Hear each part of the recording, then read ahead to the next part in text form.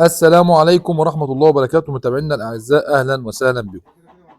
طبعا الفرخة اللي قدامكم دي فرخة احنا مرقدينها على بيض، وهي الفرخة ديت طبعا هندي، يعني الفرخة ديت هندي والذكر بتاعها هندي، بس احنا جايبين لها البيض تجميعة كده، احنا جايبين مجمعين لها البيض، يعني بيض هجين وبيض هندي وبيض ساسو وجميزة وفراخ برام. يعني الفرخة دي موجودة، بس الذكر أو الديك بتاعهم ديك هندي مع الفرخة دي.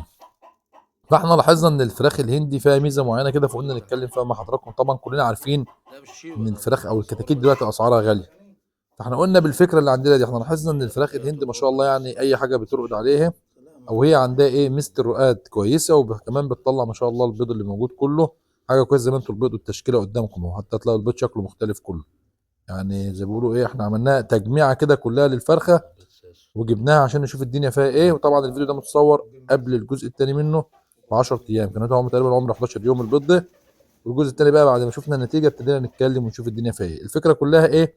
ان الفرخه ديت انت تقدر من خلالها تفرخ بيض. انت كل القصه انك بتجمع بيض، وهتجيب لك نتايه هندي تقريبا ب 200 جنيه ولا حاجه. فرخ البيض بسم الله ما شاء الله. طبعا هي كان تحتها 13 بيضه، ال 13 بيضه تقريبا طلعوا في اتنين فيهم كانوا فاطسين، يعني اتنين كان فيها الولده وماتوا. وطبعا عشان يديك هند ما شاء الله نسبة الكسر ما شاء الله 100%، فده حاجة كويس. انت ممكن تجمع لك شوية بيض بلدي، بيض هجين، بيض زي ما قلنا ساسو، بيض اللي هو البرهام ده، اي بيض انت عاوز تجيبه. يعني شوية فراخ كده تجمعهم تحطهم تحت الفرخة الهندي، بإذن الله تطلع لك فراخ بدل ما تروح تجيب الباقي كتكوت ب 11 ب 12 ب 15 ب 20 حسب ما بيقولوا بقى، زي ما انتم سامعين الكتاكيت والاسعار الغالية ديت. تقدر بفرخة دي بسم الله ما شاء الله زي ما انتم شايفينها قدامكم اهو، تقدر بفرخه زي دي يبقى عندك انتاج كل 21 يوم، كل 21 يوم عندك دفعه كتاكيت طالعه من الفرخه دي. مش شرط هي تبيض، انت بس واخدها زي مفرخه، انت عاملها زي مفرخه بتفرخ تحتها البيض، بتجمع لها البيض وتحطه لها وبترقد عليه.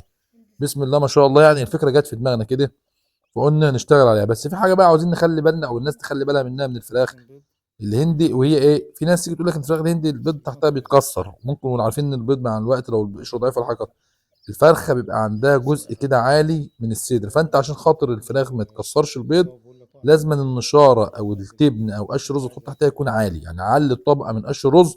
ده كله بيساعد ان الفرخه ايه؟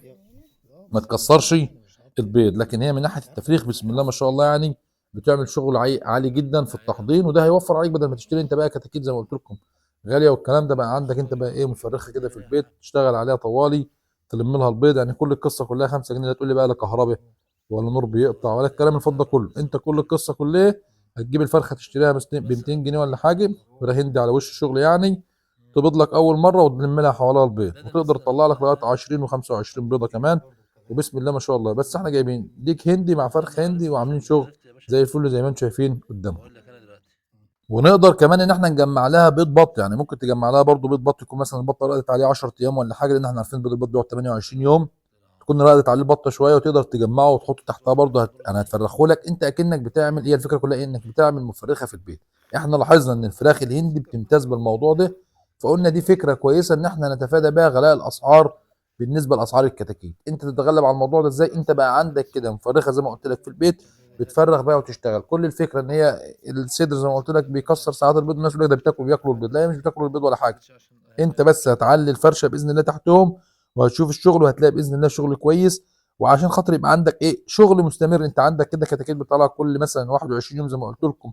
عندك بط بقى فراخ انت بتلم بتجيب من هنا، عندك بطه رقدتها 10 ايام، عندك وزه مثلا رقدتها بتاخد تحط تحتها، انت تشغلها على طول بقى وتجمع البيض والبيضه. انت زي ما قلت لك انت بتجيب البيضه تقريبا دلوقتي البلدي ب 5 جنيه، انت بتجيبها بيضه مع تجميع بيض من عندك هتلاقي نفسك بقى عندك كتاكيت، لا هتضطر انك تشتري ولا تدور بقى على سعر كتكوت غالي ولا سعر اي حاجه، ويبقى عندك شغلك منك في البيت كده.